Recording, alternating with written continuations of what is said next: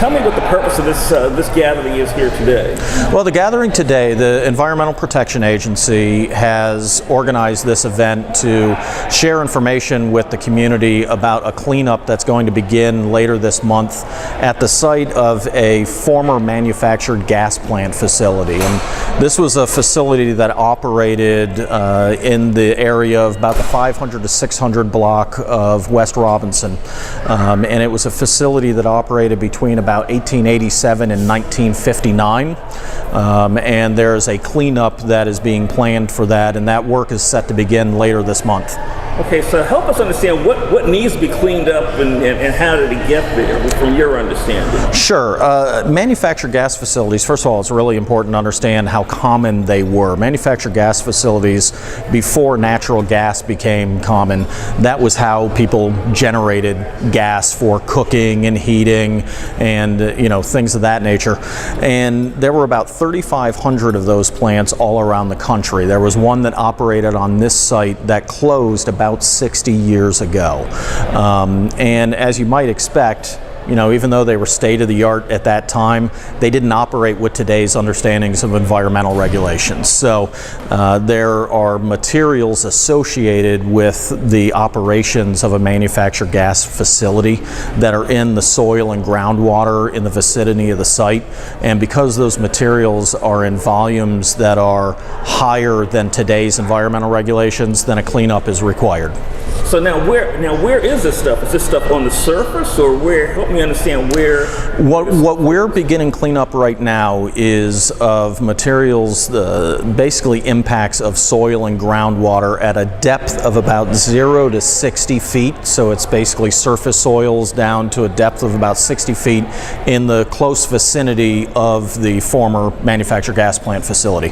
So now the work involved, typically what is this kind of work? Will they basically be digging up a bunch of dirt, and what do they do with that dirt? Essentially, what's going to happen with this initial phase of cleanup is removal and replacement of surface soils to a depth of about 2 feet, as well as some of the sidewalks and parking areas. That work is set to begin later this month, so in March, and should last for approximately 3 months. So now, once they finish 3 months now, does that mean everything is done, it's safe, and everything's over? This is the initial phase of construction, so there will be additional construction work associated with the soil and groundwater impacts around the site that will continue.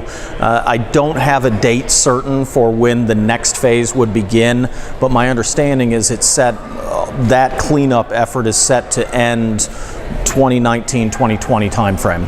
So, so helping people understand, so there's been of late a lot of discussion about possible toxic materials and stuff in the Parramore area. Is this associated with that, or is this separate from that? Well, I can't speak to any of the areas that are outside of this manufactured gas plant facility, or I should point out former manufactured gas plant facility, because this is something that closed more than 60 years ago. So all I can really speak to are the soil and groundwater impacts that are associated with the operation of that site. And those impacts are in the soil and groundwater, and the cleanup effort will begin later this month. Now, one of the things that is important to point out specific to this site is the Florida Department of Health conducted an investigation at the request of the Environmental Protection Agency of the site, and what they found is that because those materials are in the soil and groundwater, their soil and groundwater impacts, people don't come into contact with those, so there's no threat to human health or the environment. That being said, because those materials don't meet today's environmental standards, it is still required to do a cleanup, and that's what's going to begin later this month. So unlike a lot of other Superfund sites where the government pays for this, this is going to be done a little bit differently. Help me understand who is going to pay for it and how that works. Essentially, there's a group of entities that are involved in funding and managing the cleanup of this site under the guidance and direction of the EPA. And essentially it's organizations that either were successor owners of the property that operated here from the 1880s, or organizations and entities that are associated with the property today. And they are identified as what is known as PRPs, or potentially responsible parties, and they're responsible for managing the cleanup and funding the cleanup.